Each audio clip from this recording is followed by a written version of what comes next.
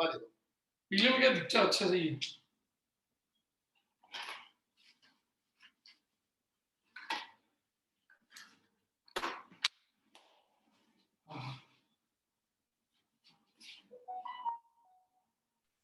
Good morning sir. Good morning, good morning. सब पहुंच गए कि नहीं पहुंच गए? Good evening sir. Very good evening and very good morning. अपने तो सबसे बेस्ट है गुड मॉर्निंग, है कि नहीं? गुड मॉर्निंग सबसे बेस्ट है। Yes sir. ऑलवेज पॉजिटिविटी, है कि नहीं? हाँ जी। तो मेरे हिसाब से सब धीरे धीरे धीरे धीरे पहुंच रहे हैं भाई। अभी तक तो हाँ अभी जने आ रहे हैं। अभी तो कौन कौन आगे भाई? सारे आगे धड़ाधड़ धड़ाधड़। हाँ शाबाश शाबाश, अभी आ रहे हैं आ रहे हैं। तो आने वाले सभी को good morning, very very good morning सभी को। Good evening sir. Very good evening, very good evening. आ जाओ आ जाओ आ जाओ सभी सभी। तो तब तक इसका मतलब अपन चेक कर लें एक बार, आपने अब तक जो किया है उसमें से कहीं भी कोई प्रॉब्लम आ रही तो पहले एक बार चेक कर लो। टिल्लू गुड नाइट थोड़ी हो रही है, अपन जाएंगे तो गुड नाइट करेंगे अपन, है Tillu? Good evening sir. Very good evening. Good evening sir. Very good evening, very good evening. हाँ जी। हाँ ये टिल्लू बोल रहा है गुड नाइट। तो गुड नाइट थोड़ी है। क्लास एंड हो गया। हाँ वो उसको लग रहा है वो गुड नाइट कर रहा है, मेरे को कहता है उसका टिल्लू का क्या पढ़ने का मन नहीं है, वो कह रहा है सर गुड नाइट कर दो आज। यस चलिए साहब, तो सबसे पहले अपन शुरू करते हैं। आपने जो भी टॉपिक ले रखा था ऑप्टिकल आइसोमेरिज्म के, हम लास्ट सेक्टर पे आए हुए थे और आपको ध्यान होगा मैंने उसमें क्या कराया उसका हल्का सा रिवीजन कराता हूँ, चेक कर लो। हम लोग कर रहे थे optical compound without chiral carbon. ऐसे यौगिकों पर हम काम कर रहे थे जिनमें कायरल कार्बन नहीं होता लेकिन फिर भी ऑप्टिकली एक्टिव होता है। और यहाँ पर मैंने आपको एक स्टेटमेंट दिया था, अगर आपको स्टेटमेंट ध्यान हो तो मैंने आपसे कहा था chiral centre neither necessary nor sufficient condition for optical activity. सिर्फ मॉलिक्यूल कायरल होना चाहिए, उसमें कायरल एटम ना भी हो तो भी चलेगा। और आपको ध्यान होगा इस बात के लिए मैंने आपसे कहा था कि इसमें जो एग्जांपल आते हैं उसमें से एक एग्जांपल है एलीन। तो कल आपको ध्यान होगा जब मैंने एलीन कराया था तो मैंने कहा था एलीन वो होते हैं जिसमें एक ही कार्बन पे दो डबल बॉन्ड जुड़ जाते हैं। तो दो डबल बॉन्ड जुड़ने से क्या होता है ना, उनका प्लेन बदल जाता है। तो एक का प्लेन अगर मान लो पेपर के प्लेन पर है तो दूसरा उसके राइट एंगल पे चला जाता है। ऐसा होने से उसके अंदर एक इलेक्ट्रोमैग्नेटिक फील्ड बनता है और ये इलेक्ट्रोमैग्नेटिक फील्ड इस पीपीएल से इंटरेक्ट करता है, अंतरक्रिया करता है। और जब इसमें से पीपीएल गुजरती है तो इसको क्लॉकवाइज या एंटी क्लॉकवाइज, डेक्स्ट्रो या लीवो यानी एनेंशियोमर बनाना शुरू कर देता है। लेकिन पॉइंट क्या आता है, कौन से एलीन? तो केवल वो एलीन जिनमें डबल बॉन्ड इवन बार प्रेजेंट हो, 2 बार 4 बार 6 बार 8 बार। क्यों? क्योंकि जितनी बार इवन बार लोगे तो पहला और लास्ट एक दूसरे के राइट एंगल पर आएगा, तो ये होगा ऑप्टिकली एक्टिव कंपाउंड। लेकिन अगर आपने ले लिया ऑड, 3 ले लिया, 5 ले लिया, 7 ले लिया, तो पहला और तीसरा, पहला और पांचवा, पहला और सातवां पेपर के प्लेन पे सीधे हो जाएंगे और तब उनमें प्लेन ऑफ सिमेट्री बनने से क्योंकि दोनों सेम हो जाएंगे तो फिर इसमें इलेक्ट्रोमैग्नेटिक फील्ड नहीं बनेगा, फिर ये ऑप्टिकली इनएक्टिव होगा। तो कल अपन ने कह दिया था कि जितने इवन हैं वो तो है आपके ऑप्टिकली एक्टिव और जितने ऑड हैं वो ऑप्टिकली इनएक्टिव। क्या पता कल बात की थी। फिर एग्जांपल नंबर सेकंड लिया था, सेकंड नंबर एग्जांपल था स्पाइरीन। तो स्पाइरीन में कोई बड़ा अंतर नहीं था, डबल बॉन्ड की जगह रिंग आ गई थी और उसका भी आंसर सेम था कि इवन लोगे तो ऑप्टिकल एक्टिव और ऑड लोगे तो ऑप्टिकली इनएक्टिव। जैसे फॉर एग्जांपल अगर हम बात करें, जैसे मैंने यहाँ पर इस समय ये एग्जांपल लिया, ये देखो आप, तो यहाँ पर मैंने 4 डबल बॉन्ड लिए इवन तो 4 डबल बॉन्ड लेने पर ये वाला जो कार्बन है उसका ए और बी जो भी ग्रुप आप लगाओगे दो डिफरेंट वो इस पर लगे हुए ग्रुप ए और बी से 90 डिग्री के एंगल पर मुड़ जाएंगे। इसका मतलब ये होगा ऑप्टिकली एक्टिव। लेकिन अगर आपने ले लिया एलीन ऑड नंबर तो आपका ए इसके एक ही तल पर एक ही पोजीशन पर आ जाएगा। देखो अब आप चेक करके देखो ये वाला ए और बी प्लेन पर है, ये वाला ए और बी भी प्लेन पर है, तो इससे प्लेन ऑफ सिमेट्री इसको कैंसिल कर देते। इसका मतलब ये ऑप्टिकली इनएक्टिव। कल ये वर्क मैंने आपसे कही थी। फिर मैंने कहा था अगर आप स्पाइरल लेते हैं तो ये वाला डबल बॉन्ड रिंग बना दो, ये वाला डबल बॉन्ड भी रिंग बना दो, ये वाला डबल बॉन्ड भी रिंग बना दो, ये वाला डबल बॉन्ड भी रिंग बना दो। तो क्या होगा कि आपका ये ए और ये बी तो ये प्लेन पर है, ये इसके राइट एंगल, ये प्लेन पर है तो ये इसके राइट एंगल। तो सोचो इसका मतलब इस पे लगने वाला ए और बी राइट एंगल पर है। तो चाहे आप एलीन ले लो चाहे स्पाइरल ले लो एक ही जैसी बात है। इवन होने पर ऑप्टिकल एक्टिव और ऑड होने पर ऑप्टिकली इनएक्टिव होंगे। ये मैंने कल आपको कहा था। अब आज की बात ये आ रही है कि अगर हम इन दोनों को मिला दें तो फिर इन दोनों को मिलाने से हमारा नया वर्ड बनता है एल्काइलिडीन साइक्लोएल्कीन।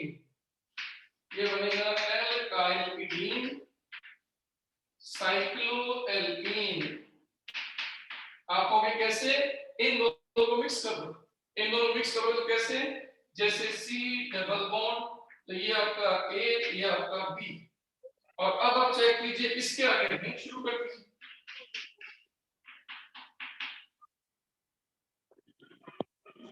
ये देखो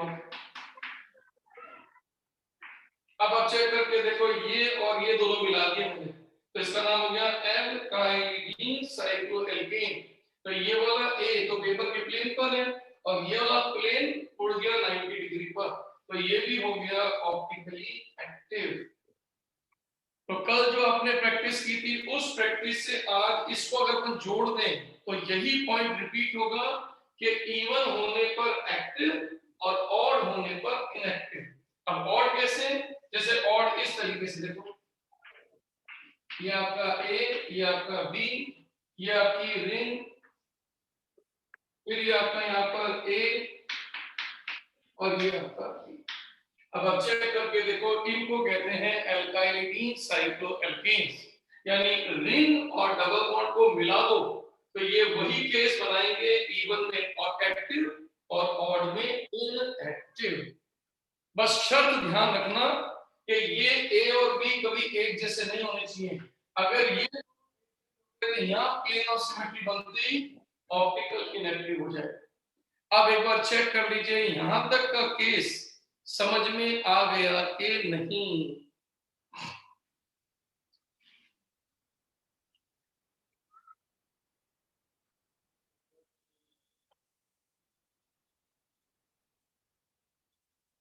एक बार फिर कर दीजिए सर, मैं लेट हो गया, मतलब डाटा सर आया था। Hello sir. हाँ जी बोलो। सर इसमें भी वही हो रहा है ना, सम रहेगा तो एक्टिव और अगर ये वाला एग्जांपल तो इन दोनों की मिक्सिंग है। जैसे आप लोग हाइब्रिड बोलते हो ना, हाइब्रिड है ना, जैसे आप बोलते हो बायोलॉजी बोलते हो इनकम्प्लीट डोमिनेंसी करते हो ना, वैसे ये वाली भी इनकम्प्लीट डोमिनेंसी। इसमें दोनों चीज मिक्स कर दी हमने इसको मिलाकर आंसर भी वही सेम है। तो मैंने कल जो किया था आज मैंने जो थोड़ा सा हल्का सा बढ़ाया, कुछ नया नहीं किया, वही पुरानी चीज को जोड़ा है। तो कल मैंने आपसे कहा था कि अगर इवन के एलीन्स हो तो पहला वाला लेंथ आपका पेपर के प्लेन पर है तो दूसरा राइट एंगल पे है, तीसरा उसके राइट एंगल लेकिन पहले वाले के प्लेन के पैरेलल है, तो तीसरा इसके राइट एंगल पर, तो पहला और लास्ट एक दूसरे के राइट एंगल पर होंगे। तो सोचिए इसका मतलब अगर मैं इसके स्ट्रक्चर को कल जैसा दिखाया था, ये देखिए ये पेपर के प्लेन पर, ये देखिए पेपर के राइट एंगल पर, फिर ये देखिए पेपर के प्लेन पर, ये देखिए पेपर के प्लेन पर, फिर आप देखो ये पेपर के राइट एंगल पर। अब आप चेक करके देखो ये वाला ए और ये वाला ए 90 डिग्री मुझे देखिए। इसका मतलब अगर आप इवन लोगे तो चाहे वो कोई भी केस हो, चाहे वो एली का हो, स्पाइरल का हो या इन दोनों की मिक्सिंग का, सबके अंदर अपन वर्ड यूज करेंगे ऑप्टिकल एक्टिविटी। चलिए आज अपन एंट्री करते हैं। आज बोलिए। सर वो सेकंड एग्जांपल में जो राइट हैंड साइड में ए और बी है वो डैश वेज में होगा या वो पहले वाले? सर सेकंड एग्जांपल नहीं, एल्किलिडीन और एल्कलाइ सर सेकंड एग्जांपल जो आपने दिया है जो दोनों को मिला के नीचे, ये वाला नहीं सर नीचे लास्ट ये वाला, हाँ ये देखो ये प्लेन पर है, ये देखो ये प्लेन पर है, ये इसके प्लेन के राइट एंगल पे चला गया देखिएगा। नहीं सर उसमें जो ए और बी है राइट हैंड साइड में उसको, हाँ वो अब वो ऑड हो गया ना तो वो पेपर के प्लेन पर आएगा, सॉरी क्योंकि ऑड हो गया ना तो ये पेपर के प्लेन पर आएगा यूं, क्योंकि ऑड है तो पेपर के प्लेन पे आते क्या हुआ, ये बन गया देखो प्लेन ऑफ सिमेट्री, देखो ये राइट एंगल चला गया और ये वापस प्लेन पर आ गया, तो दो प्लेन पर आने से प्लेन ऑफ सिमेट्री ये बन गई। 90 डिग्री का एंगल नहीं बन पाया क्योंकि 90 डिग्री का एंगल तो इनके बीच में बनता है, तो पहले का राइट एंगल ये रहा और इसका राइट एंगल ये रहा, तो ये दोनों प्लेन पर आ गए और सेम प्लेन पे आने से क्या होता है, ऑप्टिकल एक्टिविटी खत्म हो जाती है। बस कितना छोटा सा बात। हाँ सर वो डैश वेज आपने बनाया था इसलिए मैं कंफ्यूज हो गई। हाँ नहीं वो सही कर दी। तो बड़े अपन आगे आज अपन अपने एग्जांपल को चेंज करने जा रहे हैं। मैंने 4 एग्जांपल लिखवाए थे, एलीन, स्पाइरेन और एल्काइलिटी, साइक्लोएल्केन और एक लास्ट में था बाइफेनिल। फिनाइल। तो आज की हेडिंग डाल लीजिए बाइफेनिल।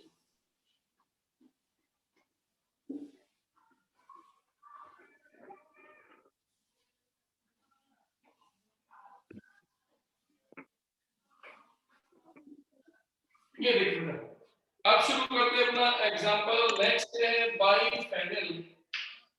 अब इसका मतलब समझिएगा, बाई मींस होता है 2 और फेनिल मतलब होता है बेंजीन रिंग्स, तो 2 बेंजीन रिंग्स को अपन कहते हैं बाइफेनिल। अब देखो बाइफेनिल को समझो आप, ये आपके सामने बेंजीन की रिंग है, ये देखो, और इस बेंजीन की रिंग के अंदर सारे के सारे कार्बन हैं आपके sp2, इसलिए इन पर लगने वाले सारे H सेम पेपर प्लेन पर आएंगे। देखिए ये देखो, ये सब के सब एक पेपर प्लेन पर आएंगे। अब हमने क्या किया, इस वाले H को हटाकर एक बेंजीन रिंग और जोड़ दी, तो देखो एक बेंजीन रिंग और जोड़ दी तो वो भी इसके पेपर के प्लेन पर आएगी, और इसके भी H आप देखोगे ये आपके 120 डिग्री के एंगल पर, ये इस समय एक बाइफेनिल है। लेकिन ये जो मैंने बाइफेनिल बनाई ये है अभी आपकी विदाउट सब्स्टिट्यूटेड। विदाउट सब्स्टिट्यूटेड का मतलब है इसके ऊपर कोई प्रतिस्थापी नहीं है, तो जब इसमें कोई प्रतिस्थापी नहीं है तो ये पेपर के प्लेन पे चिपकी भी और ये कोई ऑप्टिकल एक्टिविटी शो नहीं कर रही। लेकिन अब देखो मैं इसमें एक चेंज करने जा रहा हूं। मैं क्या करने जा रहा हूं, इस बेंजीन रिंग पर, इस बेंजीन रिंग के ऊपर मैं यहां पर लगाने जा रहा हूं, सपोज करो G1, यहां लगाने जा रहा हूं एक ग्रुप G2, और ये जो बेंजीन रिंग है, अभी लिखना मत क्योंकि चेंज करूंगा, ये बेंजीन रिंग मान लो ये थी, ये देखो इस बेंजीन रिंग के ऊपर यहां था G3 और यहां था G4। अब आप दिमाग लगा के देखो, दोनों बेंजीन रिंग की ऑर्थो पोजीशन पर, ये भी ऑर्थो, ये भी ऑर्थो, ये भी ऑर्थो और ये भी ऑर्थो, तो हुआ क्या, जब बेंजीन रिंग के ऊपर ऑर्थो के ऊपर आपने कोई बड़ा ग्रुप लगा दिया तो ये बड़ा ग्रुप क्या करेगा, एक दूसरे से टक्कर करेगा, तो इसको कहते हैं steric hindrance. Steric hindrance, steric hindrance का मतलब होता है त्रिविम बाधा, त्रिविम बाधा यानी कि रुकावट। तो सोचिए जो दोनों बेंजीन रिंग एक ही तल पर थी, ऑर्थो पोजीशन पे बड़े ग्रुप पास पास आ गए, तो बड़े ग्रुप पास पास आ गए तो एक दूसरे को टक्कर मारने लगे, तो ये जो क्राउडिंग, ये जो भीड़, ये जो त्रिविम बाधा उत्पन्न हुई, उस त्रिविम बाधा के कारण ये बेंजीन रिंग आपस में एडजस्ट नहीं होगी, तो नतीजा होगा कि एक बेंजीन क्या करेगी, अपने आप को राइट एंगल पे मोड़ना शुरू कर देगी। अब आप सोचो अगर ये अपने आप को राइट एंगल पे मोड़ ले तो सोचिए अब इनके बीच में टक्कर नहीं होगी, क्योंकि जो बड़े ग्रुप है वो एक दूसरे से 90 डिग्री के कोण पे आ गए। और यही हमारा आंसर है कि जब ये G1 G3 से और G2 G4 से टकराएंगे तो ये वाली बेंजीन क्या करेगी, यूं पलटना शुरू कर देगी, ये 90 डिग्री पे आ जाएगी। तो 90 डिग्री पे आ जाएगी तो देखो इसको बनाने का तरीका ऐसे करेंगे। अब देखो इसको बनाने का तरीका ये है,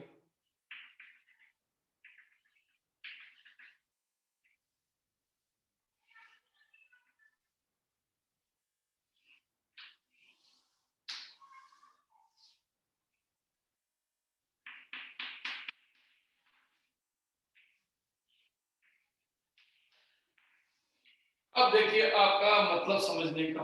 अब ये बाइफेनिल रिंग जो मैंने आपको बनाई, उस बाइफेनिल रिंग में ऑर्थो पोजीशन पर जब आपके बड़े बड़े ग्रुप आपस में टकराते हैं तो टकराने से दोनों बेंजीन रिंग अपने तल को छोड़कर एक बेंजीन रिंग 90 डिग्री पे मुड़ जाती है। और इसका 90 डिग्री पे मुड़ना इसे ऑप्टिकली एक्टिव कर देता, यानी मींस इस समय ये बेंजीन रिंग कायरल हो जाती है, ये रिंग प्रकाशिक सक्रिय हो जाती है। जैसे अभी थोड़ी देर पहले हमने एलीन के अंदर पहले के मुकाबले दूसरे को 90 डिग्री पे मोड़ा था, ठीक वैसे ही बेंजीन रिंग भी वही काम करती है। और नतीजा होता है कि ये रिंग या ये कंपाउंड अब पीपीएल के प्रति संवेदी हो जाता है, सेंसिटिव हो जाता है। तो अब जब इसमें से पीपीएल गुजरती है तो इनके द्वारा तैयार किया गया इलेक्ट्रोमैग्नेटिक फील्ड, विद्युत चुंबकीय क्षेत्र पीपीएल को दायां या बायां मोड़ने में सक्षम हो जाता है। तो हम कहते हैं ये कंपाउंड कायरल या प्रकाशिक सक्रिय हो। लेकिन इसमें एक शर्त है कि आप जो G1 ले रहे हैं वो G2 के जैसा नहीं होना चाहिए, यानी अगर ये दोनों समान हो गए तो यहां से भी ये प्लेन ऑफ सिमेट्री बन जाएगी। तो इन दोनों का कभी समान होना जरूरी नहीं है। एंड आपका G3 और G4 ये दोनों भी समान नहीं होनी चाहिए, क्योंकि अगर ये दो समान हो गए तो फिर यहां से प्लेन ऑफ सिमेट्री बन जाएगी। तो पहली शर्त तो अपने सामने ये आती है कि सब G1 G2 के समान नहीं होना चाहिए, G3 G4 के समान नहीं होना चाहिए।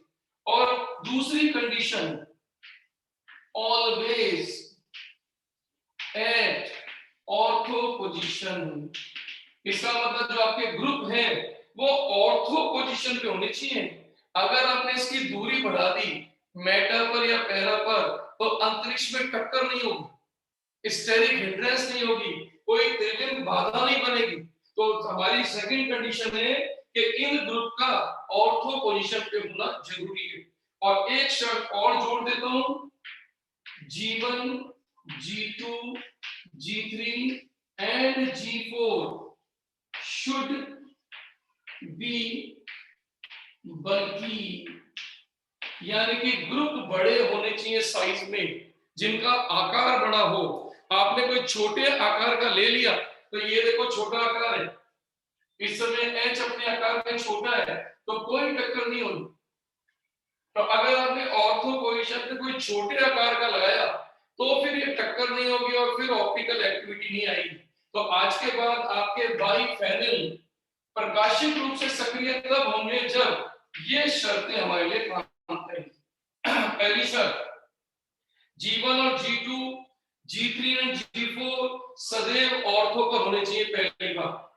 दूसरी बात, G1 G2 कभी सेम नहीं होने चाहिए, G3 G4 कभी सेम नहीं होने चाहिए। और तीसरी बात, इनका आकार बड़ा होना चाहिए। अब पॉइंट आता सभी आकार बड़े वाले कौन है, तो मैं आपको बताता हूं ये आकार बड़े वाले बल्कि ग्रुप कौन कौन से हैं। तो बल्कि ग्रुप के अंदर आप ले सकते हो, एक्सक्यूज मी सर।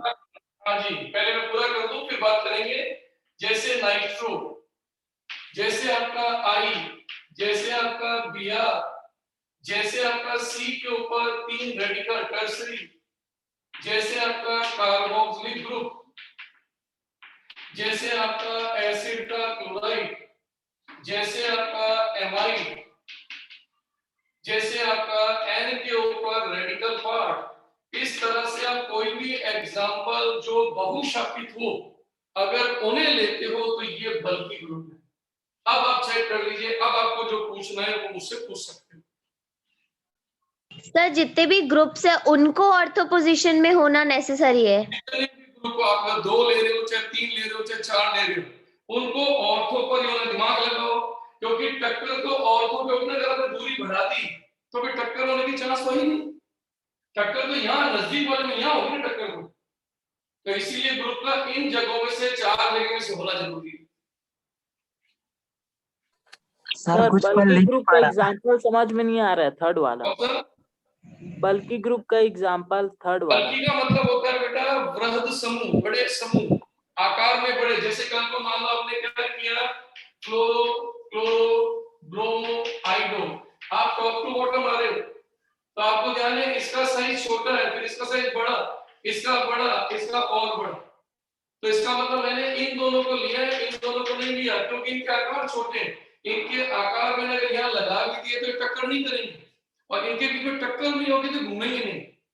तो इनके आकार को बड़ा होना जरूरी है। जैसे नाइट्रो है, देखो नाइट्रो पे समूह ज्यादा है, देखो बड़ा ग्रुप है, तो ये अगर कभी ऑर्थो पे लग गया तो ये सामने वाले बड़े ग्रुप से टक्कर मारेगा, और उस टक्कर को मिनिमाइज करने के लिए उस टक्कर से बचने के लिए आपकी बेंजीन अपने एकल बॉन्ड पे घूम जाएगी, रोटेट कर जाएगी, और रोटेट करने से उनके बीच का जो रिपल्शन है, क्योंकि आपको ध्यान है बेटा रिपल्शन हमेशा सिस्टम को डिस्टेबलाइज करता है, हमेशा प्रतिकर्षण या तो जिस समय अपन कहते हैं ना टक्कर होती है, रुकावटें आती हैं, तो उसके कारण तंत्र जो होता है वो अस्थिर हो जाता है। तो इस अस्थिरता से बचने के लिए ये बेंजीन रिंग घूमना शुरू कर देती है, और जब सोचो घूमेगी तो क्या होगा, वो ऑर्थो जो ग्रुप पास पास लगे हुए थे वो मुड़ के 90 डिग्री पे यूं मुड़ जाएंगे। अब आप देखो कोई उनके बीच में टक्कर नहीं होगी, तो इस कारण से ऑप्टिकल एक्टिविटी आएगी। सर दोनों ग्रुप बड़े होने बेटा मैंने बोल दिया ना, देखो लिखा नहीं है बेटा, जो भी आप लोगे उनका ऑलवेज बड़ा होना जरूरी। देखो लिख दिया मैंने, इधर पे लिखा। अब इसमें आपको पूछने की जरूरत लिखा है, देखो G1 या G2 या G3 या G4 शुड बी बल्कि। ये छोटा ग्रुप चलेगा, ये छोटा ग्रुप ले लिया तो टक्कर ही नहीं होगी। ओके सर, ये बड़ा ग्रुप भी लेना पड़ेगा। सर आई के बाद क्या है, बी आर है क्या? कौन सा बेटा? आई के बाद बी आर। ये लिखा मैंने आई, ये दिया, ये बताता है कि जब भी टॉप टू बॉटम आओगे नीचे वाले बड़े साइज के होंगे, उनको किसी को भी ले सकते हो आप टॉप टू बॉटम आने पर। तो ऊपर से नीचे आओगे तो शुरू के छोड़ दो, नीचे वाले बड़े साइज के होंगे, तो ये अगर लगे हुए तो टक्कर होगी। तो प्रियंका ये बोल रही है, प्रियंका के सर ये मुझे बिल्कुल भी समझ में नहीं आ रहा, तो मैं बता दूं बेटा आपको थोड़ा दिमाग लगाना पड़ेगा। एक बहुत ही सिंपल सी मैथमेटिक लग रही है देखो, और एक सिंपल सी गणित से।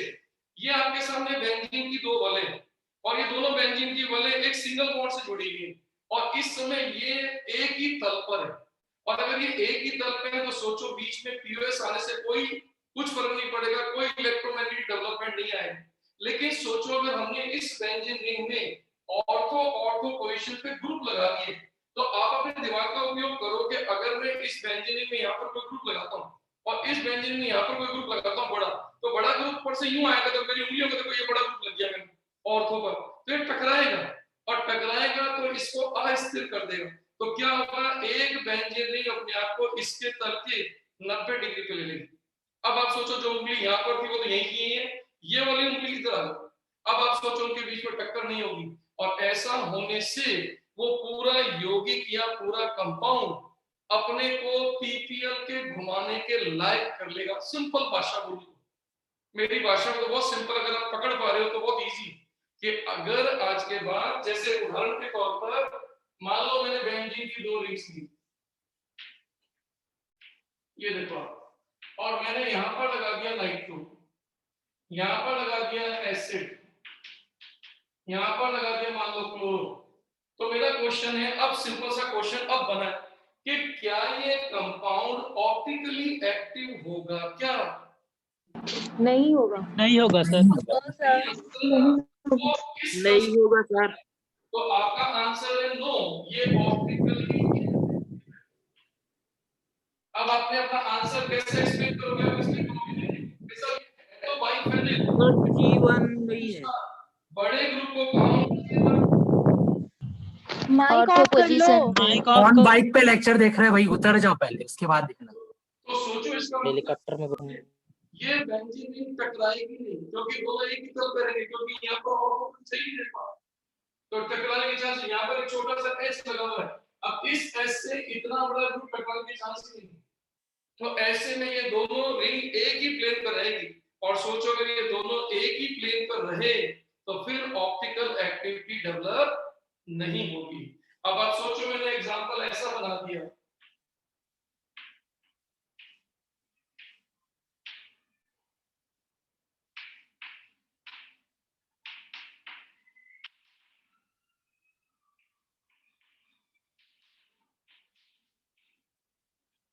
अब बताओ क्या ये कंपाउंड प्रकाशिक सक्रिय या प्रकाशिक अक्रिय? ऑप्टिकली एक्टिव एक्टिव या इनएक्टिव? एक्टिव आप तो देखकर कहोगे कि ये कंपाउंड बाइफेनिल है, देखो ये, फिर आप दिमाग लगाओगे कि इसकी ऑर्थो और इसकी ऑर्थो पे बल्कि ग्रुप लगाए, देखो, और इसके ऑर्थो और इसके ऑर्थो पे देखो बल्कि ग्रुप लगाए, तो आप तुरंत समझ जाओगे इसका मतलब एक रिंग तो रहेगी तल पर और दूसरी रिंग तल से मुड़ना शुरू हो जाएगी, और जैसे वो मुड़ेगी प्रकाशिक सक्रिय हो जाएगी। अब आप सोचो अगर मैंने एग्जांपल ऐसा बना दिया होता,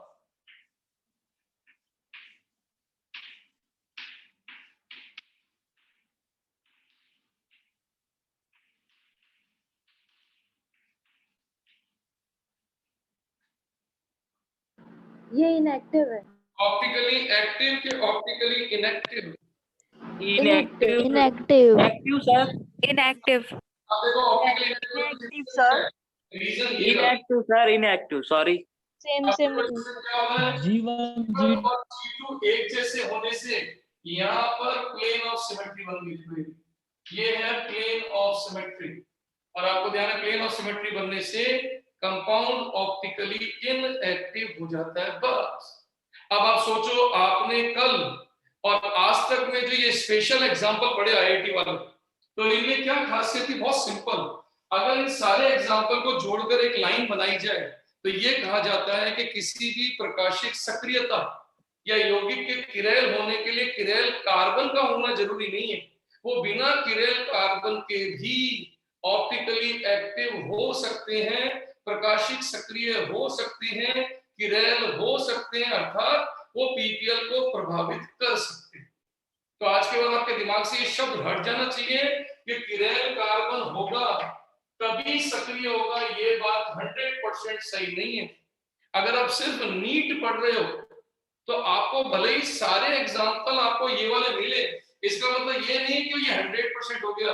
आपको अपने दिमाग में ये एग्जाम्पल भी रखने चाहिए ताकि आप कह सकें कि साहब ऑप्टिकल एक्टिविटी के लिए कायरल कार्बन की कंडीशन कोई बहुत जरूरी कंडीशन नहीं है, बिना कायरल कार्बन के भी कंपाउंड सक्रिय हो सकते हैं। अब आप चेक कर लो जो मैं टॉपिक कराया क्या आपको समझ में आ गया? सर क्या बेंजीन रिंग के चारों ऑर्थो पे एक सब्स्टिट्यूएंट होना जरूरी होता है, या फिर किसी दो पे होंगे तो भी ऑप्टिकली एक्टिव होंगे? दो बड़े ग्रुप, अब जैसे दो बड़े ग्रुप लगा दो, जैसे सल्फोनिक ग्रुप लगा दिया, देखो जैसे ये, अब मान लो आपने बेंजीन रिंग ली, देखो ये, अब बेंजीन रिंग में यहाँ सल्फोनिक ग्रुप लगा दो, सल्फोनिक ग्रुप बहुत बड़ा होता है, तो अगर आपने दो ग्रुप लगाए तब भी एक्टिव हो जाएंगे, अगर दो बड़े ग्रुप लगाते हो तो भी सक्रिय हो जाएगा। इनकी तो टक्कर होने से मुड़ जाएंगे फट से, और मुड़ते ही फट से क्या करेंगे, ये ऑप्टिकली एक्टिविटी डेवलप कर देंगे। तो मैं होप करूं इसको स्नैपशॉट कर लीजिए, इसको हटाए तो यहाँ का टॉपिक खत्म अपना सारा बेटा। सर। Yes sir. चलिए यहाँ से अपन इसको फ्री करते हैं। अब आइए बेटा, ये अपना सारा ऑप्टिकल आइसोमेरिज्म खत्म। अब आइए हमारे आइसोमेरिज्म का लास्ट पार्ट जिसका नाम है कन्फर्मेशनल आइसोमेरिज्म।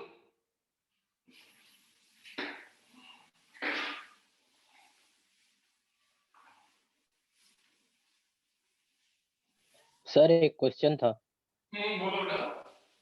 जी सर, वो टॉटोमेरिज्म में हम ट्राइएड सिस्टम और डाइएड सिस्टम पढ़ते हैं, तो उसमें जब अपन टॉटोमेरिज्म में जी उसमें डाइएड सिस्टम और ट्राइएड सिस्टम पढ़ते हैं, तो उसमें जो नंबरिंग होता है उसमें जो फंक्शनल ग्रुप लगा होता है उसको लास्ट नंबर देंगे।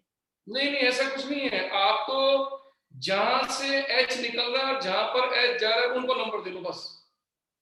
उनमें से किसी को भी 1 दे दो, किसी को भी 3 दे सकते हो, अपनी चॉइस। आपको तो बस जहां से एच निकल रहा है और जहां से एच जुड़ रहा है वो नंबरिंग आप देख लो, फर्स्ट एंड लास्ट होनी चाहिए।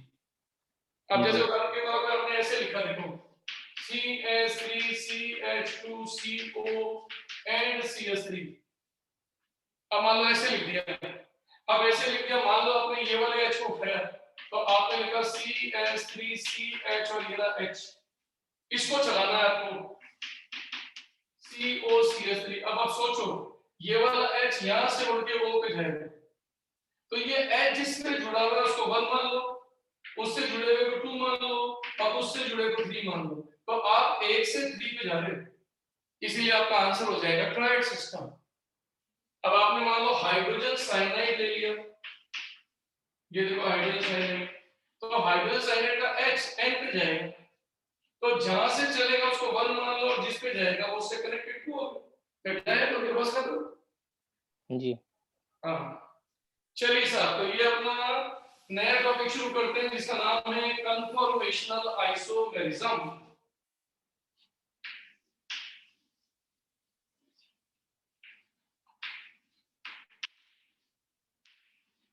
कन्फॉर्मेशनल आइसोमेरिज्म, इसको हिंदी में बोलते हैं संरूपण। ये वर्ड आता है संरूपण। संरूपण का मतलब जो होता है वो रोटेशन से आता है, इसलिए इसका नाम होता है रोटेशनल आइसोमेरिज्म। इसलिए आप इसको नाम दे सकते हैं घूर्णन समावेशिता।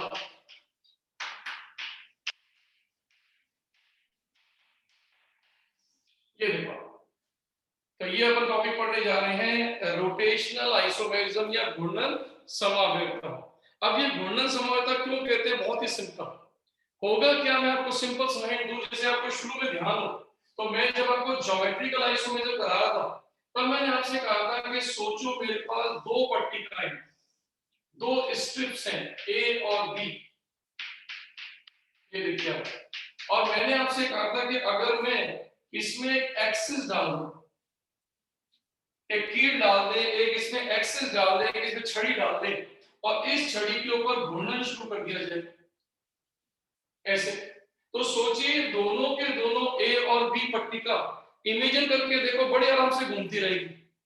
और इस घूर्णन को अपने नाम दिया था फ्री रोटेशन, ये था फ्री रोटेशन। और जबकि याद होगा मैंने आपसे कहा था अगर मैं एक और एक्सिस डाल दूं तो उसका नाम हो जाएगा RR एक्सिस, यानी मींस रिस्ट्रिक्टेड रोटेशन एक्सिस। याद होगा आपको। आज हमारे इस वाली एक्सिस का काम आ गया, आज हम काम करने जा रहे हैं फ्री रोटेशन। अब आप सोचो फ्री रोटेशन का मतलब क्या होगा। अब आप इमेजिन करके सोचो, ये एक सिंगल बॉन्ड है और अब इसके ऊपर A और B 2 जुड़े हुए, तो इमेजिन करके देखो आप इस A और B को जब फ्री घुमाना शुरू करोगे तो बहुत सारी स्ट्रक्चर बनती चली जाएंगी, क्योंकि A और B इस अक्ष पर अलग अलग तरह की डिग्रियों पर कौन से जुड़ेंगी। तो आप सोचो इसके इनफाइनाइट स्ट्रक्चर बनेंगे, और उन इनफाइनाइट स्ट्रक्चर को अगर मैं बोलूं तो वो ये आइसोमेरिज्म। अर्थात मेरी बात को समझना, जैसे एक सिंगल बॉन्डेड कार्बन, 2 कार्बन है जो सिंगल बॉन्ड से जुड़े हुए। अब आप सोचो एक कार्बन को फिक्स करके दूसरे को उसके सापेक्ष घुमाना शुरू करो, तो जैसे मेरी बात को समझना, देखो ये मेरे दोनों हाथ कार्बन है और ये सिंगल बॉन्ड से जुड़ गया, देखो ये, और ये इसके ऊपर कोई ग्रुप लगा हुआ, ये उंगलियां ग्रुप है, कोई 2 ग्रुप मान लो। अब आप सोचो मैं आपके सामने इसको यूं लेके आ रहा हूं, अब आप देखो ये वाला ग्रुप एक दूसरे को टकरा है। अब मैं धीरे धीरे घुमाना शुरू करूं तो इसके सापेक्ष एकल बंध के मुक्त घूर्णन के कारण नए नए नए नए संरचनाएं, नए नए ओरिएंटेशन, नए नए अभिविन्यास बनते चले जा रहे हैं। तो 360 डिग्री के कोण तक घूमते घूमते घूमते बहुत सारी मुद्राएं, बहुत सारी अवस्थाएं, बहुत सारे रूप बन जाएंगे, उन रूपों को नाम देते हैं कन्फॉर्मर्स, और इस आइसोमेरिज्म का नाम है कन्फॉर्मेशनल आइसोमेरिज्म। जैसे मैं अपनी बात को अगर थोड़ा सा क्लियर करूं फिर डेफिनेशन लिखूंगा। जैसे मान लो मेरे पास है इथेन, देखो ये आपके पास एक इथेन है।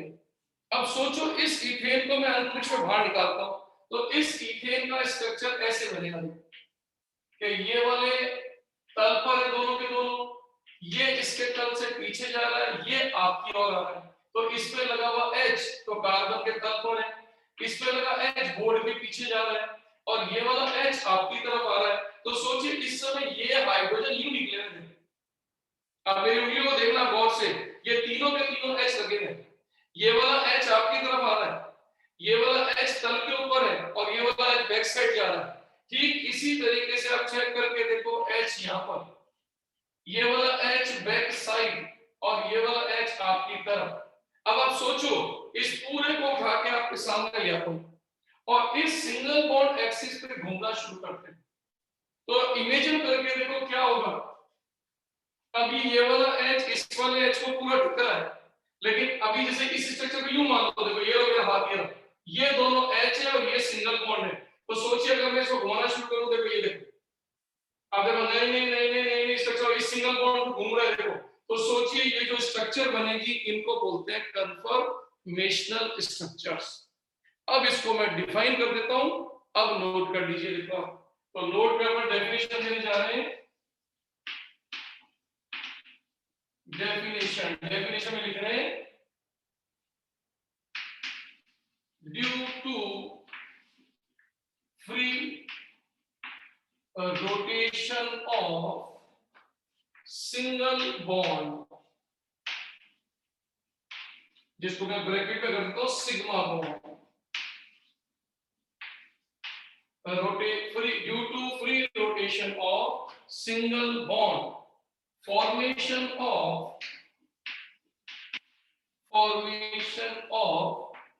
various orientations, ओरिएंटेशन किसको बोलते हैं? स्पाशियल अरेंजमेंट्स को, स्पाशियल अरेंजमेंट को। तो formation of various orientations occurs which are known as conformers,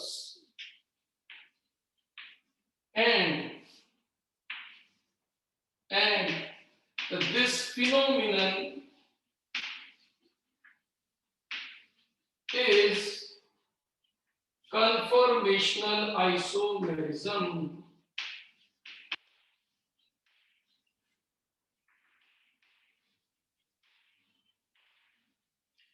तो देखो इंग्लिश वाले पहले समझ लीजिए कि due to free rotation of single bond, different or various orientation, that means spatial arrangements develop occurs, and these different structures are conformers, and this phenomenon is conformational isomerism.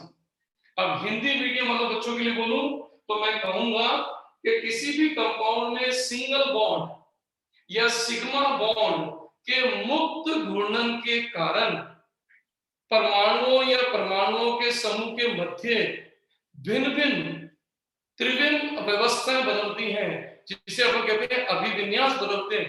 उन सभी संरचनाओं को नाम दिया जाता है संरूपी संरचनाएं, और ये घटना कहलाती है संरूपण। अब आप चेक कर लीजिए पहले डेफिनेशन को, फिर मुझे बताइए समझ में आया तो नेक्स्ट पॉइंट नो बेटा मैं सर ओरिएंटेशन वाला एक बार सर हिंदी में धीरे धीरे बोलना सर। हाँ सर लिखेंगे। वो तो मैं जानता हूँ, रिपीट तो करना ही करना है, तो पहले में तो बदमाशों मानते ही नहीं है ना। मेरे को लगता है तुम्हारे कोर्स को डबल डेट को होना चाहिए, एनिमीज तुम्हारे को 1 साल की तैयारी की जगह 2 साल तक लगातार पढ़ाना चाहिए ना, ऐसा करना चाहते हो। तो बहुत ही सिंपल सी डेफिनेशन बोलिए, देखो वापस समझाता हूँ। कि किसी भी सिंगल बॉन्ड एक्सिस पर जब आप मुक्त घूर्णन करोगे तो एक दूसरे के सापेक्ष, देखो ये अंगूठे वाला सिंगल बॉन्ड है और ये दो कोई ग्रुप लगे हुए हैं, तो सोचो अगर मैं इसको सिंगल बॉन्ड को घुमाना शुरू करूं तो पहले के सापेक्ष दूसरे का अंतरिक्ष विन्यास अंतरिक्ष में बदलता जा रहा है। देखो लगातार कोण बदल रहा है, देखो ये देखो कोण बदल रहा है, तो इससे नए नए नए नए नए नए नए नए स्ट्रक्चर बन रहे हैं, खूब सारे स्ट्रक्चर बनेंगे, क्योंकि आप जानते हो 360 डिग्री के अंदर केवल डिग्री नहीं होती, डिग्री से छोटा भी कोण होता है, पाई रेडियन वगैरह। तो सोचो आपकी संरचनाएं तो अनंत बन गई। उन अनंत डिफरेंट डिफरेंट संरचनाओं को हम नाम देते हैं कन्फॉर्मेशनल आइसोमेरिज्म। इसका मतलब आप सोच के देखो, अगर मैं कार्बन कार्बन के बीच में डबल बॉन्ड डाल देता तो ये घूमता नहीं, फिर तब इसको बोलते हैं रिस्ट्रिक्टेड रोटेशन, तब अपन कहते हैं ये ज्योमेट्रिकल आइसोमेरिज्म होता। तो हम ये कह सकते हैं कन्फॉर्मेशन के लिए सिंगल बॉन्ड की जरूरत होगी। ये हमारा पहला पॉइंट। अब आज मैं आपको कन्फॉर्मेशन करके दिखाऊंगा, तब यही डेफिनेशन बार बार रिपीट होगी। अब मैं एग्जांपल लूंगा और आपको ये डेफिनेशन को प्रूव करूंगा।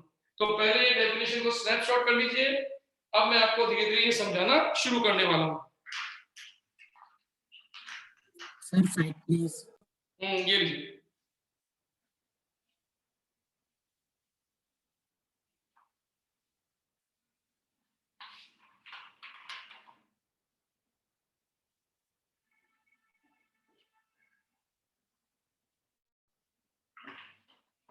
चलिए साहब शुरुआत करते हैं अपन इसको समझाने की। अब ये जो डेफिनेशन लिखी है इसको वन बाय समझाएंगे अपन कैसे। चलिए शुरू करते हैं।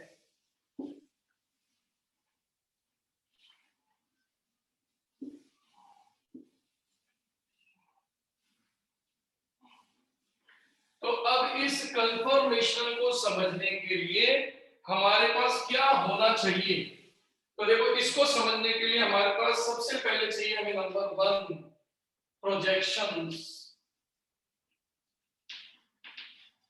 प्रोजेक्शंस इसको कहते हैं प्रक्षेपण। सबसे पहले ये चीज सीखते हैं जो मैंने पहले आपको करा भी रखी है। जो पुराने बच्चे वो समझ जाएंगे, जो अभी नए जुड़े हैं उनको दिक्कत आएगी कि समझाया तो हमें। प्रक्षेपण का मतलब होता है अभी जो थोड़ी देर पहले आपने कोई कंपाउंड लिया, अब उसको अंतरिक्ष में लाके पेश करो। जैसे पिक्चर या मूवी के अंदर आपको ध्यान है प्रोजेक्टर से पिक्चर को प्रोजेक्ट करते हैं पर्दे पर, ठीक उसी तरीके से हम आज अपने कंपाउंड को भी प्रोजेक्ट करेंगे। तो ये प्रोजेक्शन कैसे होगा मैं आपको समझाता हूं। देखो आपको प्रोजेक्शन करने का सबसे पहला तरीका है ये पहला तरीका, इसको कहते हैं 100 हॉर्स प्रोजेक्शन। ये जो पुराने बच्चे उनको मैंने कराया भी था 100 हॉर्स प्रोजेक्शन। ये 100 हॉर्स एक साइंटिस्ट थे और इन्होंने इस प्रोजेक्शन को कैसे दिखाया मैं आपको बताता हूं। जैसे फॉर एग्जांपल आपके सामने ये दो कार्बन है sp3 एंड sp3, ये सिंगल बॉन्ड है। अब इसके ऊपर आपकी 3 वैलेंसी जुड़ी हुई है, तो वो 3 वैलेंसी को कैसे देखते हो? एक तो तल पर होती है, एक पेपर के ऊपर निकल के आती है और एक चली जाती है पीछे।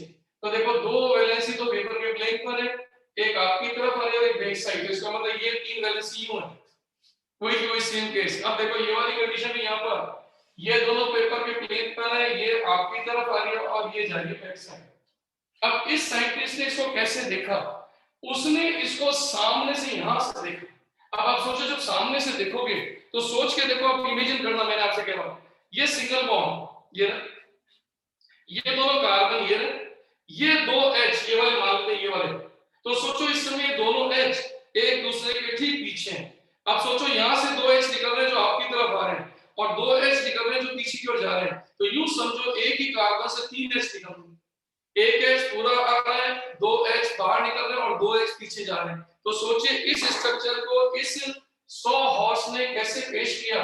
उसने एक लाइन खींची, ये 1 वैलेंसी, ये 2 वैलेंसी और ये 3 वैलेंसी। ये है वो 3 वैलेंसी। ये ऊपर वाली ये रही, जो बैक साइड जा रही है वो ये रही और जो सामने आ रही है वो ये रही। और ठीक इसके बाद वाला कार्बन में देखो ये वाला H इस वाले H को ये वाला बॉन्ड इस वाले बॉन्ड को कवर कर रहा है और जो बाहर निकल रहा है वो ये रहा इसके पीछे और जो पीछे जा रहा है वो इसके ये पीछे। तो सोचो इस स्ट्रक्चर को उन्होंने स्पेस के अंदर ऐसा दिखा दिया। क्लियर? अब आप सोचो अगर मैं इस सिंगल बॉन्ड पर 60 डिग्री का एंगल घुमा दूं, अब आप सोचना, देखो इमेजिन करो, मैं इसको फिक्स करके इस वाले को 60 डिग्री से घुमा दूं, तो देखो स्ट्रक्चर क्या बनेगा, सोचना। मैंने इसको तो रखा फिक्स और इस वाले को घुमा दिया 60 डिग्री से, तो 60 डिग्री का मतलब है ये यहां पे रुक जाए। तो देखो ये हमारे पास, अब आप देखिए ये स्ट्रक्चर। अब आप इमेजिन कर सकते हैं कि 60 डिग्री घूर्णन करने पर अब कोई भी वैलेंसी किसी वैलेंसी को ढक नहीं रही, यानी पहले आपके सामने ये स्ट्रक्चर ऐसे था, 60 डिग्री टर्न करते थे ये ऐसे हो गया, तो ये वाला अगर बाहर आया तो 60 डिग्री पे दूसरा वहां चला गया, 60 डिग्री पे तीसरा वहां चला गया। तो इस समय आप इमेजिन करके देखो कि आपका ये वाला स्ट्रक्चर 60 डिग्री के रोटेशन पे ये दो फॉर्म बनाना है। इन दो फॉर्म को हम एक नया नाम देंगे और वो नाम था ग्रसित। ग्रसित का मतलब होता है ग्रहण, यानी जब हर संयोजकता दूसरी संयोजकता को ढक ले तो उसको कहते हैं ग्रसित। इंग्लिश में इसको बोलते हैं एक्लिप्स। तो इस समय ये कहलाएगी एक्लिप्स। तो इस समय एंगल बन रहा है 0 डिग्री का। तो 0 डिग्री पे देखो दोनों संयोजकता एक दूसरे के ठीक सामने, लेकिन 60 डिग्री में क्या हुआ, हमने ये वाली संयोजकता को घुमा दिया। देखो अब ये बाहर की तरफ आगे देखो ये, और ये अभी भी वहीं का वहीं है। तो इस समय इस कंडीशन को 60 डिग्री पे देख रहे हैं अपन, और इसका नाम है सांत्रित। ये अवस्था कहलाती है सांत्रित। सांत्रित को इंग्लिश में बोलते हैं स्टैगर। तो आपके सामने बहुत ही छोटा सा पॉइंट लिया मैंने कि सॉहॉर्स नाम के जो साइंटिस्ट थे, उन्होंने किसी भी सिंगल बॉन्डेड कार्बन को देखने का एक तरीका निकाला। उन्होंने उसको सामने से देखा और देखा कि हर कार्बन की जो 3 वैलेंसी है वो 3 वैलेंसी 3D में आपको ऐसी दिखाई दे रही, और अगर हर कार्बन का दूसरे कार्बन के साथ एक दूसरे को ढकने का हो, हर संयोजकता दूसरे को ढक रही है, ये जो दो बाहर निकल रही है वो एक दूसरे को ढक रही है, वो जो पीछे जो दो जा रही है वो एक दूसरे को ढक रही है, तो उसका नाम होगा ग्रसित अवस्था, जो 0 डिग्री को। और यदि हम इसको सिंगल बॉन्ड को 60 डिग्री से घुमा दें तो 60 डिग्री पे आप चेक करके देखो ये स्ट्रक्चर बनेगी। अब आप इमेजिन करके देखो, अगर मैं 60 डिग्री पीछे घूम जाऊं, अब की बार सोच के देखो, फिर 60 डिग्री घुमा दो। अब इमेजिन करके देखो 60 डिग्री घूमने पे क्या होगा। अगर मैं इसको 60 डिग्री घुमा दूं तो ये वाली वैलेंसी इसके ठीक सामने वापस ये आ जाएगी। तो हर 60 डिग्री पे दोनों बदलते रहते हैं। तो पहला पॉइंट तो हो गया आपका 100 हॉर्स का प्रक्षेपण, कि कोई भी कंपाउंड को 100 हॉर्स कैसे प्रदर्शित करता है। अब दूसरा साइंटिस्ट है नंबर बी, उनका नाम था न्यूमान्स। ये था न्यूमान प्रोजेक्शन।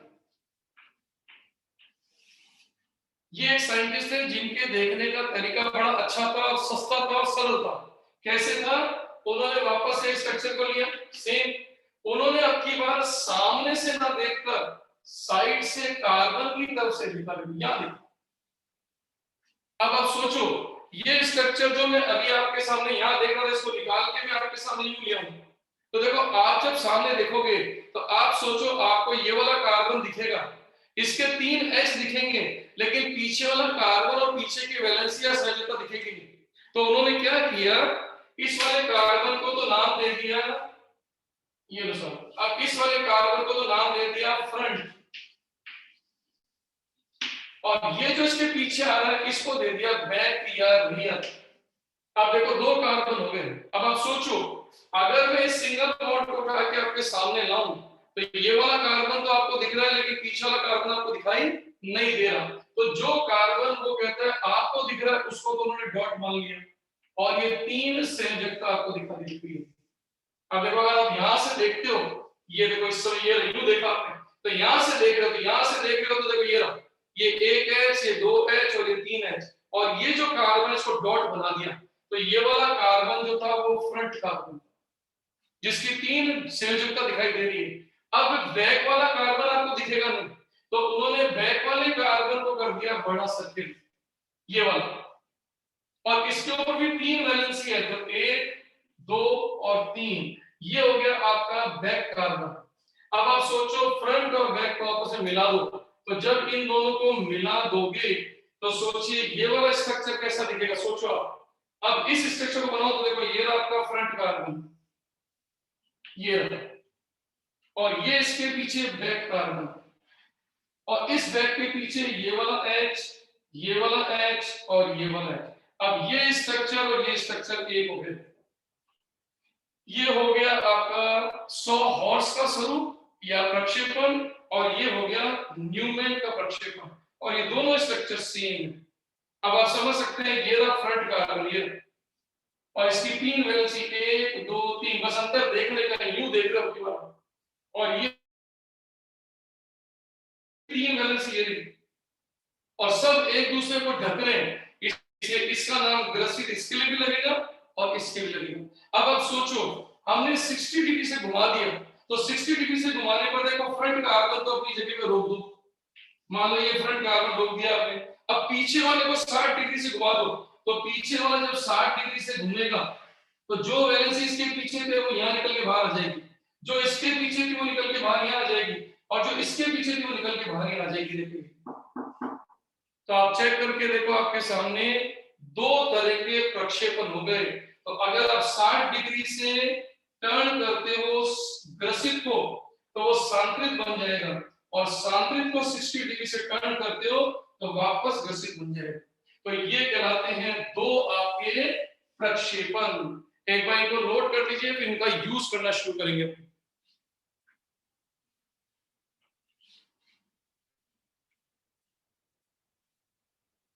सर इन दोनों का नाम क्या होगा?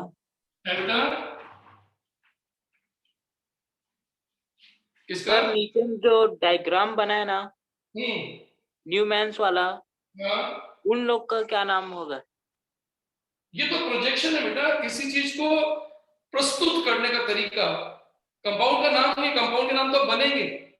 अभी तो आपने सिर्फ 2 का, अभी तो आपने कुछ भी संयोजकता नहीं लगाई है, अभी तो केवल 2 कार्बन का कंकाल खड़ा करा है, 3 संयोजकता इसकी और 3 संयोजकता इसकी।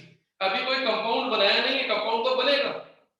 आपके सामने तो कार्बन कार्बन के बीच में सिंगल बॉन्ड जब घूमता है तो कितने तरीके से उसको दिखा सकते हो, प्रस्तुत कर सकते हो।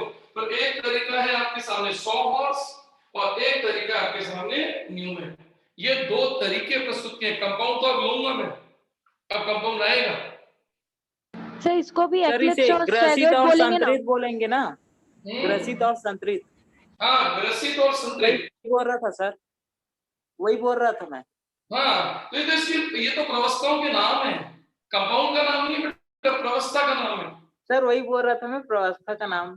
तो कंपाउंड मत बोलो, कंपाउंड तो पीछे, ये प्रवस्था है। प्रवस्था का मतलब जब सारी संयोजकता एक दूसरे को ढक ले या कोई सिंगल बॉन्ड में ढक ले तो इसको बोलते हैं ग्रसित, यानी ग्रहण लग गया।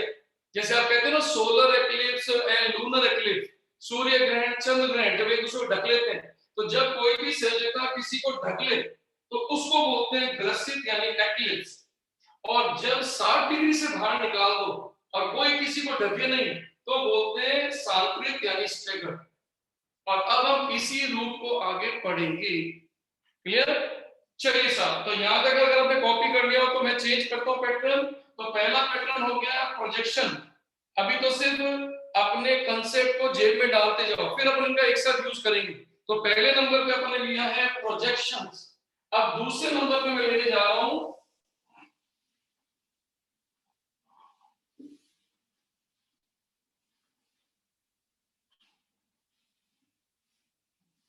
यस। अब दूसरे नंबर पे मैं आपको सिखाने जा रहा हूं टर्म्स एंड डेफिनेशन, पद एवं परिभाषाएं।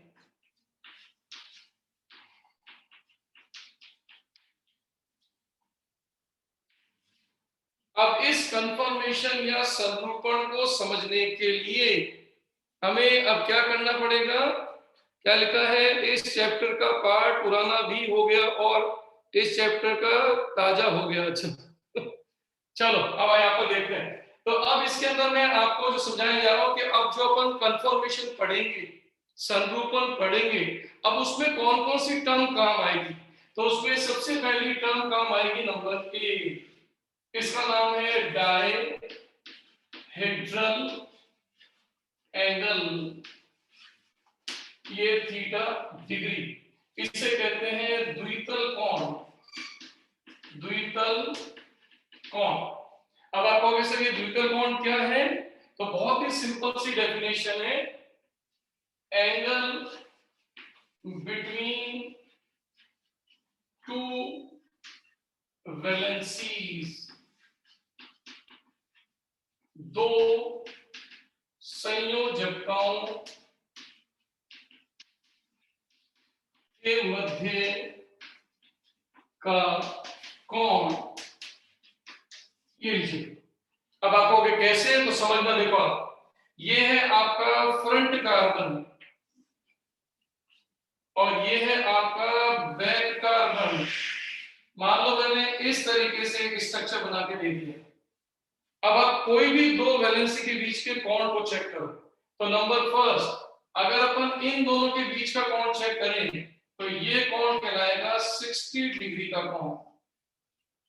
इसको कहते हैं द्वितल कोण, अर्थात कोई भी दो संयोजकताओं के बीच में जो एंगल बोला जाएगा हमेशा अब वो डायहेड्रल या द्वितल कोण कहा जाएगा। अब जैसे इसके और इसके बीच का कोण चेक करें तो यहां से लेकर यहां तक का कोण अगर अपन देखें तो वो होगा 120 डिग्री का, ये तो ये द्वितल कोण हो गया 120 डिग्री। जब हम इसके सापेक्ष इसको देखेंगे संयोजकता को तो हम कहेंगे वो 120 डिग्री पे लगा हुआ, और जब इन दोनों को चेक करेंगे तो कहेंगे 60 डिग्री पे लगा हुआ।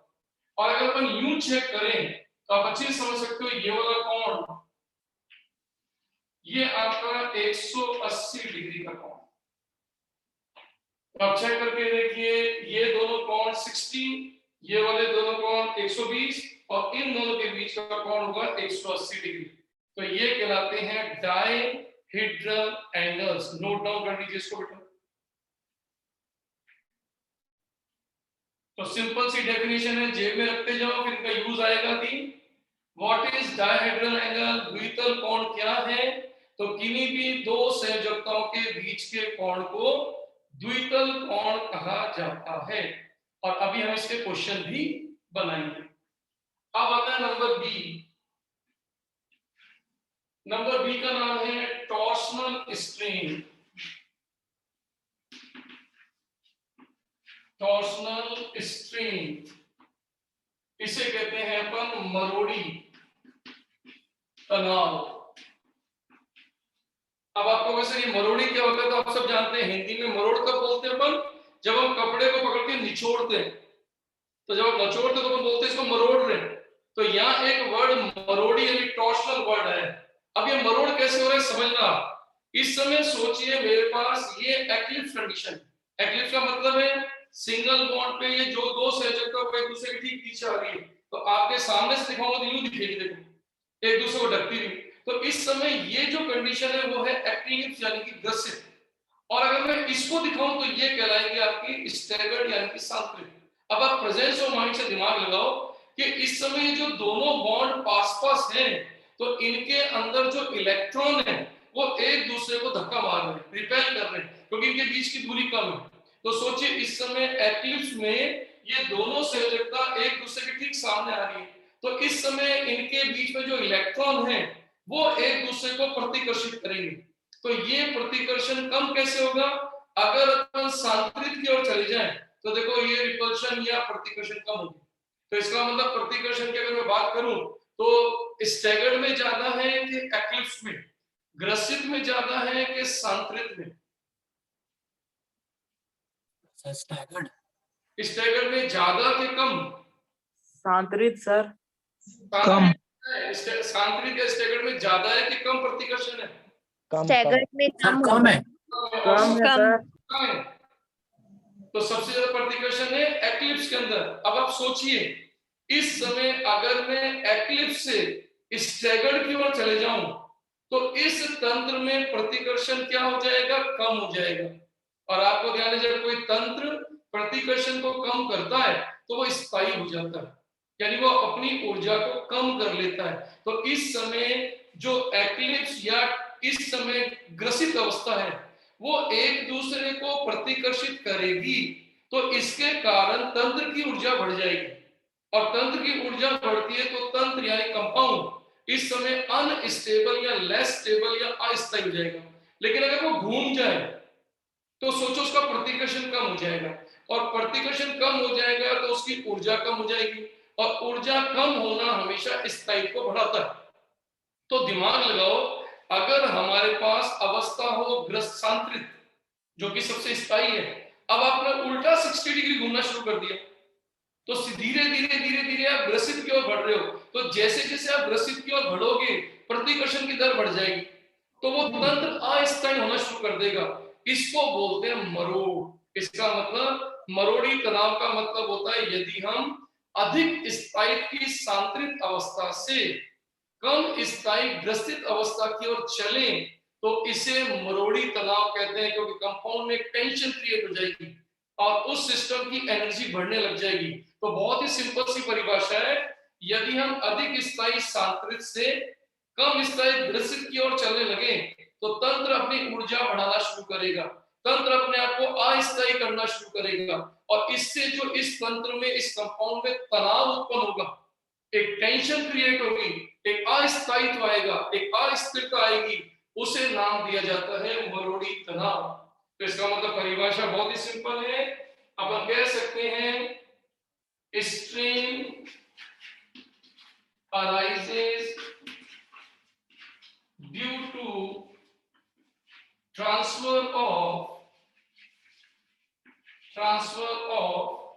more stable staggered to less stable actives। इसका मतलब अपन की परिभाषा बहुत सिंपल कि वह तनाव जो उत्पन्न हो रहा है किसके कारण, अधिक स्थायी स्टैगर्ड से या अधिक स्थायी सांत्रित से ग्रसित की ओर जाने पर उस तनाव का नाम अपन देते हैं टॉर्सनल स्ट्रेन। तो ये दो परिभाषाएं पहले आप नोट कर लीजिए, फिर मैं आपको इसका यूज करना सिखाता हूं। अब हमारी जेब में काफी मटेरियल आ चुका है, अब हम एग्जाम्पल कर सकते हैं। अब आप पहले इसको नोट कर लीजिए, फिर बताता हूं इसका यूज कैसे होगा।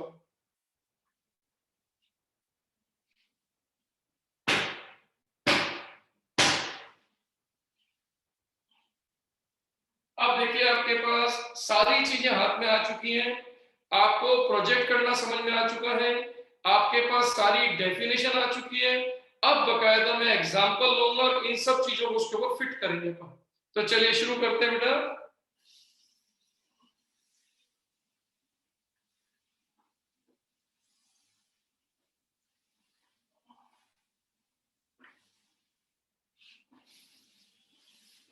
चलिए सर, तो आपकी शुरुआत होती है, सबसे पहला एग्जाम्पल हेडिंग डाल लीजिएगा, कन्फॉर्मेशन इन इथेन। अब पेपर में जो क्वेश्चन आएगा अब वो ये करना होगा, इथेन में संरूपण। तो देखो सबसे पहले तो आप इथेन ले लीजिए, ये रहा आपका मॉलिक्यूल इथेन, और चेक करके देखिए इस इथेन में ये रहा सिग्मा बॉन्ड सिंगल। अब इसको अंतरिक्ष में खोलना है तो देखो ये रहा कार्बन सिंगल बॉन्ड कार्बन, ये H पेपर के प्लेन पर है, एक H आपकी तरफ आ रहा है, एक H बैक साइड। इसी तरह से इस कार्बन में एक H आपका प्लेन पर है, एक पेपर के प्लेन से ऊपर आ रहा है, एक पेपर के प्लेन से पीछे जा रहा है। अब आप गौर से देखो इसको कैसे प्रदर्शित करेंगे। सबसे पहले ये रहा फ्रंट कार्बन, ये रहा रियर कार्बन या बैक साइड कार्बन।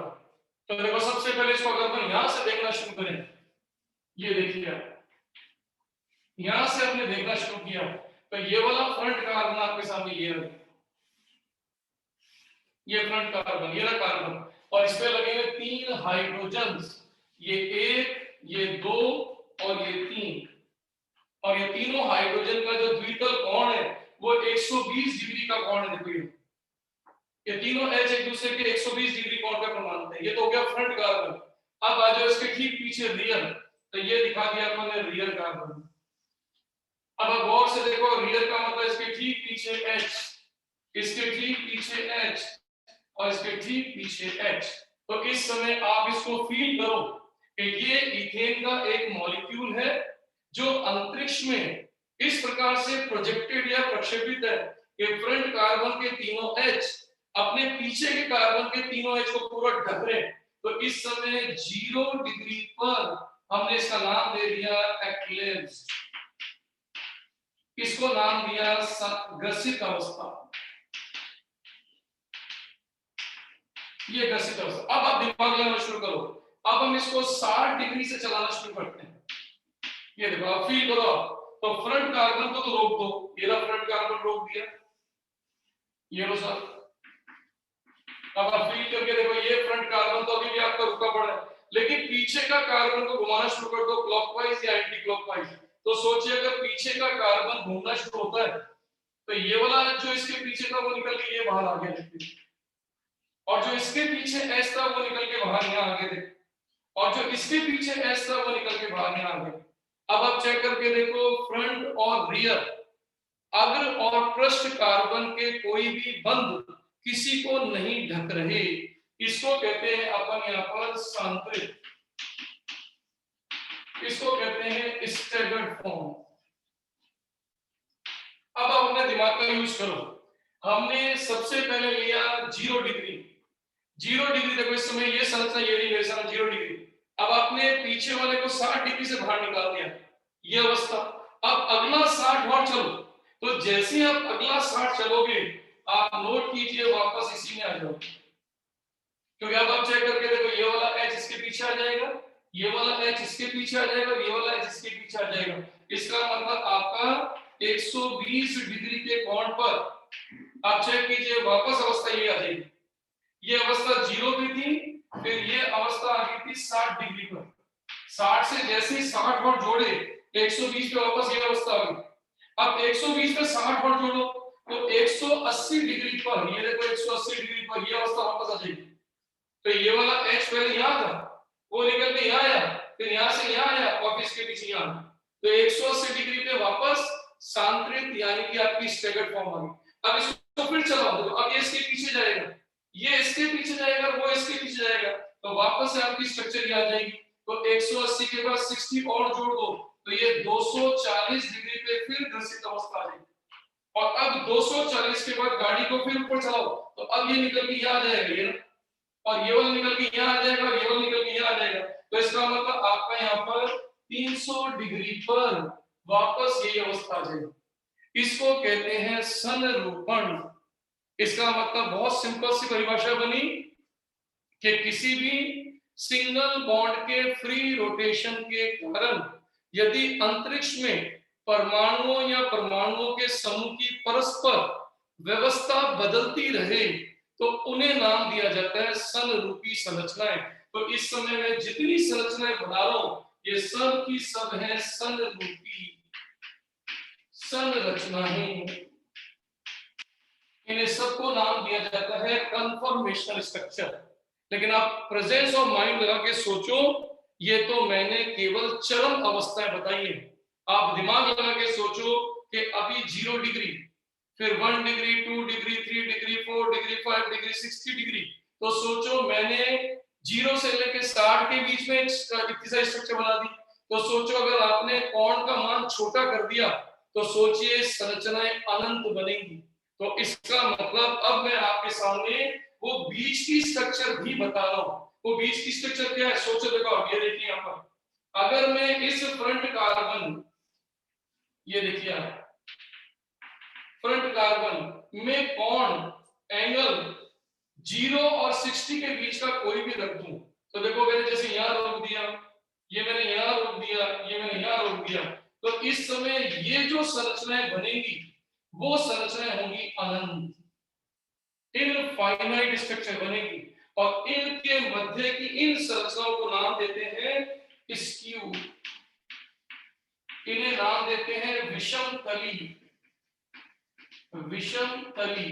अब अपनी बात को वापस पूरा जोड़ लीजिए कि जब भी हम इथेन के मॉलिक्यूल को घूर्णन करना शुरू करेंगे तो 0 डिग्री पे मिलेगी ग्रसित, 60 डिग्री पे मिलेगी सांतरित, लेकिन 0 से 60 के बीच में जितनी अनंत संरचनाएं बनेगी उन सब का नाम होगा स्क्यू यानी कि विषमतली।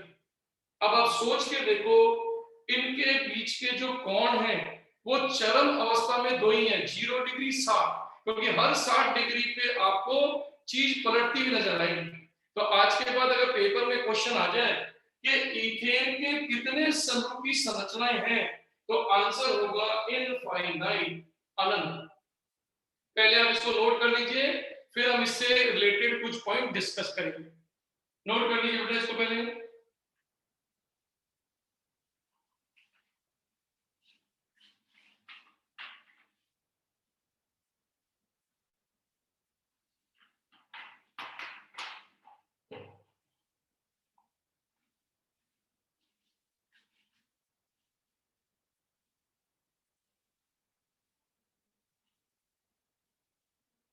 सर टोटल ग्रसित मतलब स्ट्रक्चर 3 रहेगा ना इसमें? बेटा टोटल ग्रसित आपके 3, 1 2 3, 360 का वापस रिपीट हो जाएगा, और ऐसे आपके सांतरिक होंगे 60 180 300।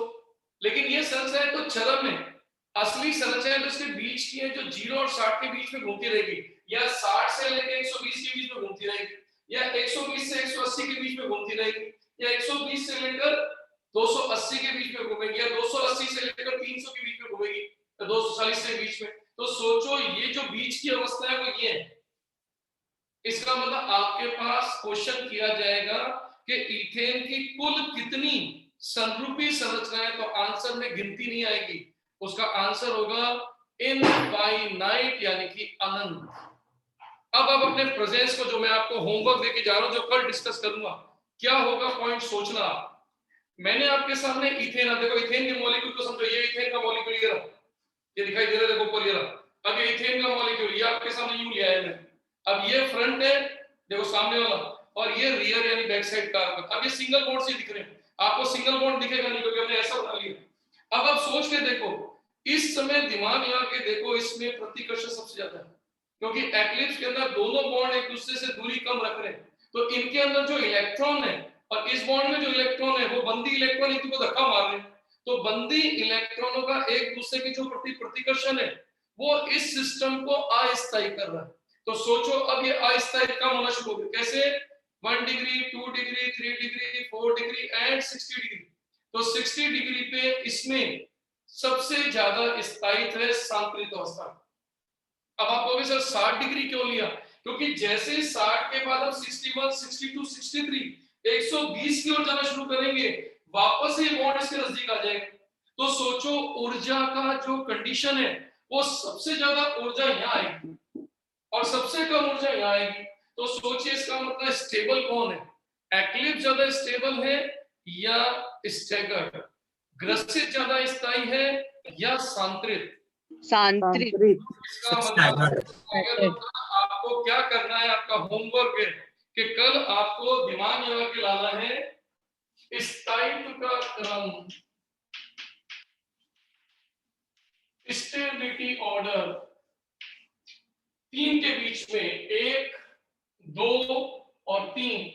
तो कल आप इसको करके जब लाओगे और समझ के आओगे, फील करके आओगे, तो कल मैं आपको इसका ऊर्जा का ग्राफ समझाऊंगा कि कैसे इसमें ऊर्जा चल रही है। ये अपन डिस्कस करेंगे, फिर अपन मॉलिक्यूल्स को बढ़ाते जाएंगे।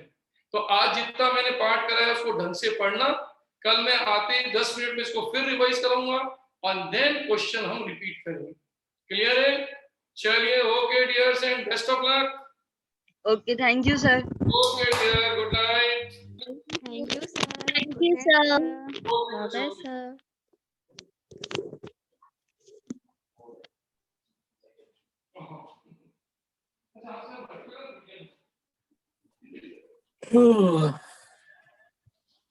हेलो, सुनो ना। हेलो। हाँ सर, चले गए भाई। भाई सुन ना, इस बार का टेस्ट में टॉपिक क्या क्या आएगा यार? अब वो टेस्ट में पता चले, मतलब जब टेस्ट होगा तब पता चलेगा। नहीं तो पहले से कंफर्म नहीं करते क्या इस टॉपिक, इस चैप्टर का टेस्ट होने वाला है ऐसा? तो अभी तक से ये भी तो पता नहीं चले ना कि टेस्ट होगा अभी कि नहीं। पहले वो पता चलने दे कि लेंगे उसके टेस्ट बाद कब होगा वही पता नहीं है भाई, अभी तो फिर आ रहा है। हाँ मतलब अभी अभी ठंड रखना है यार तू। अगले संडे होगा ना यार? जितना कंप्लीट होगा उतना ही आएगा, ऐसा हो अब रहेगा। तो संडे परसों तो है, अगले संडे क्या होता है? इस संडे को नहीं होगा टेस्ट। इस संडे को नहीं होगा टेस्ट। बहुत मुश्किल है। सर नहीं बोल दिए है ना। अच्छा, और भाई तुम लोग का ग्रुप बन गया क्या यार? हाँ अपना 3 लोग का मस्त ग्रुप है ना सोनम? 3 लोग का बस?